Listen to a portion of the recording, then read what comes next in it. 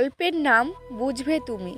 শরীরের সম্পূর্ণ শক্তি দিয়ে আকাশ ধর্ষণ করছে নিভিকে, আর নিভি চিৎকার করতেও পারছে না, কারণ আকাশ তার সদ্য বিবাহ করা স্বামী।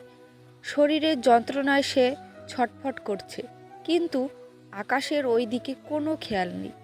সে ব্যস্ত নিভির বুকের মাংসস্তূপ নিয়ে, ব্যস্ত রক্তাক্ত যোনি নিয়ে। প্রায় 2 ঘন্টা পরে আকাশ হয়রান হয়ে নিভিকে ছাড়ল। নিভি আর এই নির্যাতন নিতে না পেরে জ্ঞান হারালো। জ্ঞান ফিরে যখন নিজের এই অবস্থা দেখল, তখন কেঁদে উঠল নিভি। তারপর ওয়াশরুমে গিয়ে শাওয়ার করে ভাবছে অতীতের কথা।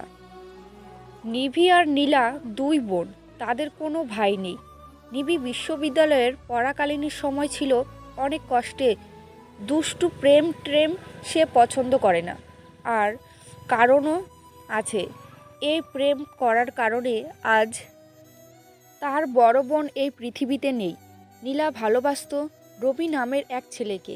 একদিন নীলা বুঝতে পারল তার গর্ভে রবির সন্তান। রবিকে তা জানালে সে তার অস্বীকার করে, ফলে নীলি আত্মহত্যা করতে বাধ্য হয়।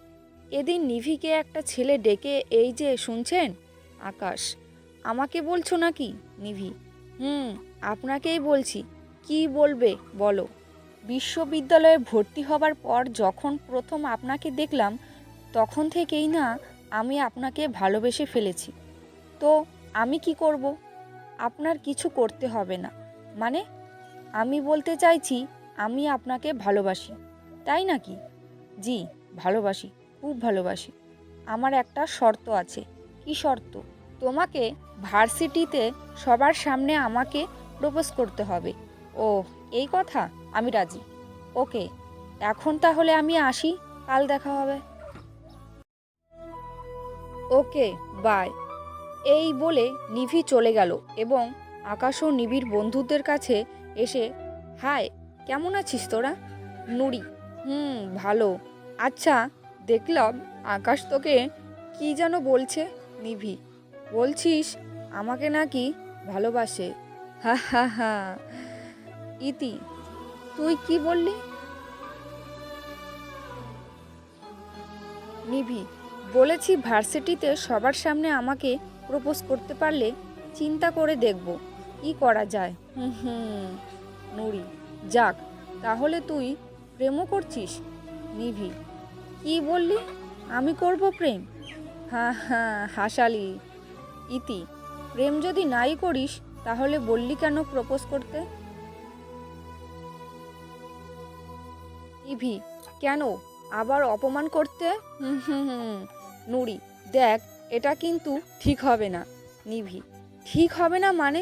আরে, এসব ছেলেরা মেয়েদের প্রেমের নামে ফাঁসিয়ে শরীর ভোগ করা এদের কাজ। ইতি: সব ছেলেরা এক নয়। নিভি আর আকাশ তো এমন ছেলে হতেই পারে না। নিভি: বাহ, ছেলেদের সম্পর্কে, বিশেষ করে আকাশের বিষয়ে তুই বেশি জানিস। ইতি: দেখ নিভি, আমি কারো বিষয়ে বেশি জানি না, কিন্তু তুই আমার দোস্ত। এই কাজ করতে না করলেও তবুও তুই যদি এসব করিস, তাহলে আমি তোর সাথে নেই। নুরি: আমিও। নিভি: তোদের কাউকে থাকতে হবে না। এই বলে নিভি চলে গেল। পরের দিন ভার্সিটিতে আসতেই আকাশ নিভির হাত ধরে টেনে মাঠের মাঝখানে নিয়ে চিৎকার করে বলে উঠল, I love you Nivi, I love you so much. You love me. সবাই তাকিয়ে আছে আকাশ আর নিভির দিকে, আর আকাশ এখনও ফুল হাতে অপেক্ষা করছে নিভির উত্তরের অপেক্ষায়। হঠাৎ নিভি: তো গল্পটা এখানেই শেষ করছি, এর দ্বিতীয় পর্ব খুব তাড়াতাড়ি নিয়ে চলে আসবো। গল্পটা কেমন লাগলো প্লিজ কমেন্টে জানাবেন।